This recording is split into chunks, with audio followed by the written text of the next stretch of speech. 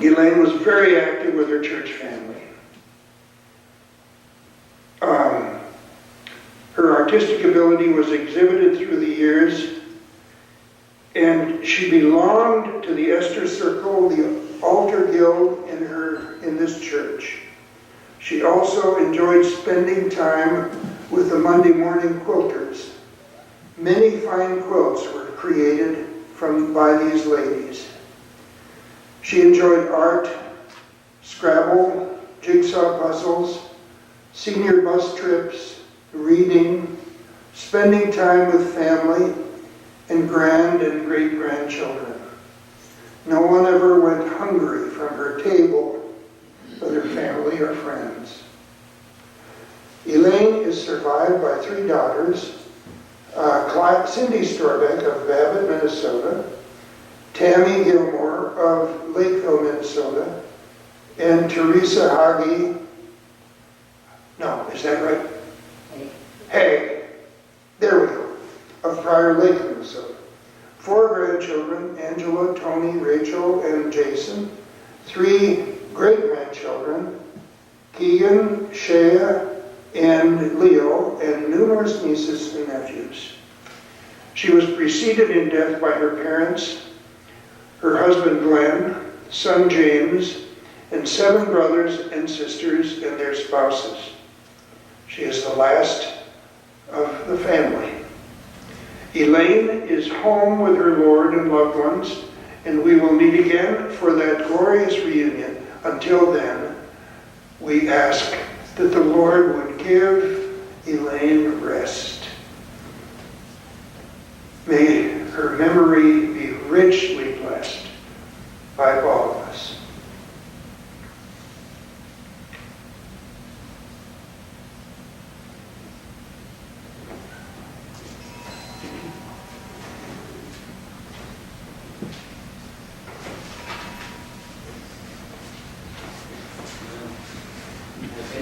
Before, but I've never been up here. And I'm sorry, Pastor, it may sound like a speech, but there's so many memories I have of Mom. I want to first thank you for honoring Mom by your presence here today. Mom began a long journey that brings us here today. I was given a gift of time spent with her. And I found that if I listened, and I observed, I realized such beautiful aspects that were my mom. Mom may have been quiet. She wasn't very vocal. She rather liked doing. She would on occasion make statements such as, I don't know why people think I'm short. I'm not. My feet hit the ground. And I thought in some odd way that made sense.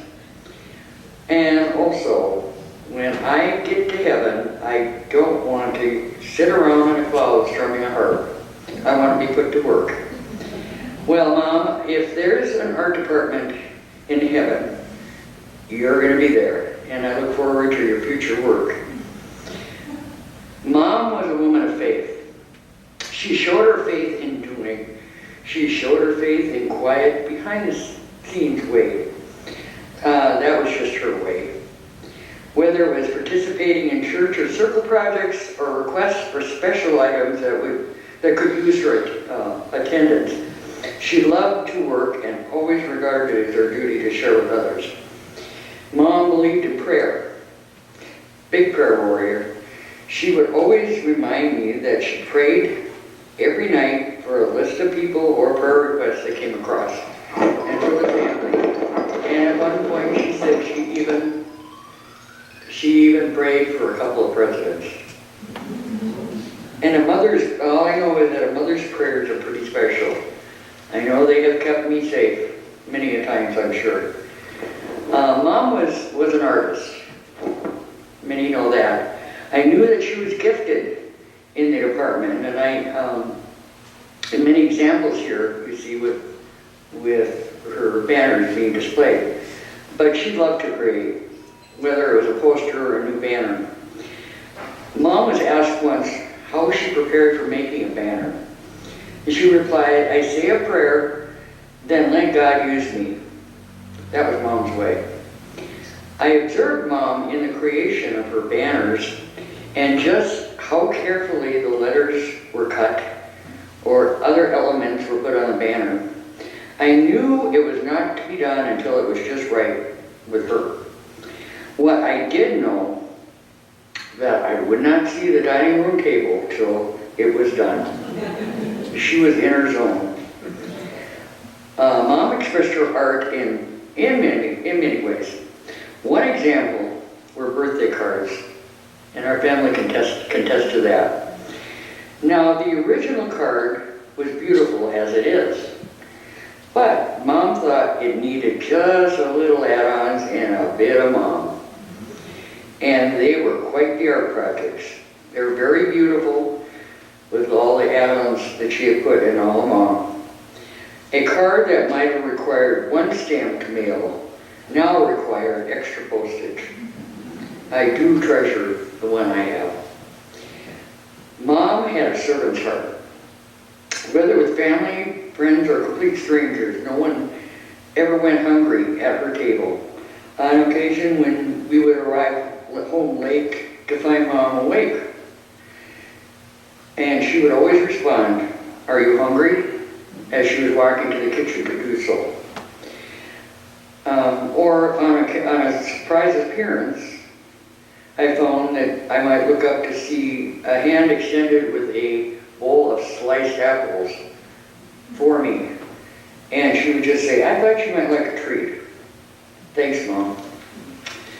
Christmas was big for Mom. As the holidays neared, she was in full work mode. Our family will remember that whenever we gathered up there, sometimes staggering, but we all got there, she would have decorated the house up, top and bottom, just beautifully. And we're not talking just a little garland here and there. It was quite the thing. It was really beautiful. And amazing to see. I always wondered how long it took her to do this all. But one day, while I was with her, she proclaimed, "We need to get the tree down and put it together and pull out all the ornaments and put this here." And I responded, "But Mom, it's only October 1st. And she responded, "Well, it's never too early to do it." I think I got my answer. Mom always was conscious of the spirit of Christmas and the real meaning of the holiday. I remember when Christmas, Mom appeared in the living room with a rather large box.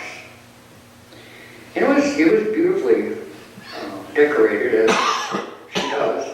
It had "Happy Birthday Jesus" on it, but we didn't know what the box was about. But she announced that is where the presents were going to be put this year, and rather than under the tree. Okay, Mom? Instead of under the tree. I believe in her own way, she wanted us to remember that though the gifts that were in the box were probably beautifully wrapped and chosen with care, that Jesus was our first and best gift on their first Christmas, thus the box. Along her journey, Mom discovered the freedom of laughter. We laughed a lot. I didn't even know she was a giggler, but she was. I truly enjoyed the times when the situation and the laughter brought tears to your eyes and aching to your side. You know those kind. The stomach, a little cramping. It was the kind of laughter that refreshes the spirit. As her long journey may have ended on earth, she's now in her new home, in her new mansion. Thanks, Mom, for letting me tag along with you for this journey. About now, I can hear Mom say, "You have said quite enough, Cindy. You can sit down now."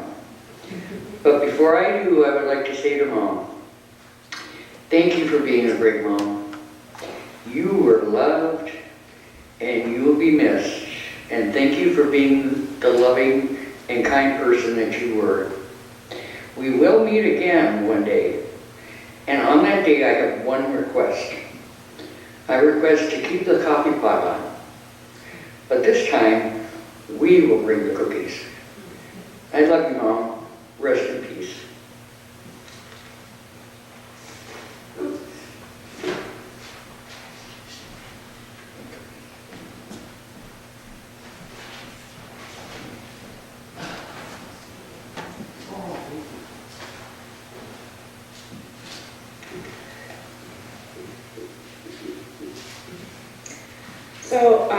one of my favorite memories of my grandma was when she used to read books to my sister Angela and I at bedtime when we were children. There was one book in particular that would stand out to me. The book was called Stories from Grandma's Attic. It was a collection of stories based on life in the late 1800s. It was Christian-based, and they had a lot of morals to the stories. After we would read a story, my grandma would share stories with us about growing up on the farm in western Minnesota. So a couple of those stories I'd like to share. One of them was about her being a young girl, and it was during the Depression, and she owned one single dress that she had to wear to school every day. And it came with several different colored scarves. And so because she didn't want to just wear the same dress every day, she would put the scarves on differently and make it look like a new dress every single day, just to make it look different and look like she had more than one dress. Another story that I remember her telling me was when she saw a vehicle for the first time. And she got so scared that she went to go hide in the ditch from it. And it's, I would love to listen to my grandma's story growing up.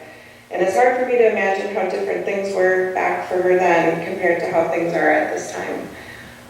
So much has changed in the past century, and my grandma has definitely seen her share of changes. She was always so patient and kind to us. A lot of my friends have expressed to me what a sweet woman my grandma was. She taught many of them here in this church in confirmation class, and they've had a lot of good things to say about her. She was also an amazing baker. Every Christmas, she would have the basement bedroom full of many varieties of goodies, from rosettes to bars to cookies and pies, and my personal favorite, the Christmas wreath with the little red cinnamon red hats on them. She would make everyone's favorites, actually. Everyone got their own favorite cookies she would make. My sister and I loved coming up to Babbitt in the summers to visit Grandma and Grandpa. I have an abundance of memories during those summers staying here. All of us grandkids and great-grandkids have been truly blessed speaking of a grandmother like Elaine. She taught me to be humble, she taught me patience, and I believe that I am the woman I am today because of the honesty and morals she passed down to our family. So I just want to say I love you more than words can say, Grandma. My heart is at peace knowing that I will see you again someday. Thank you.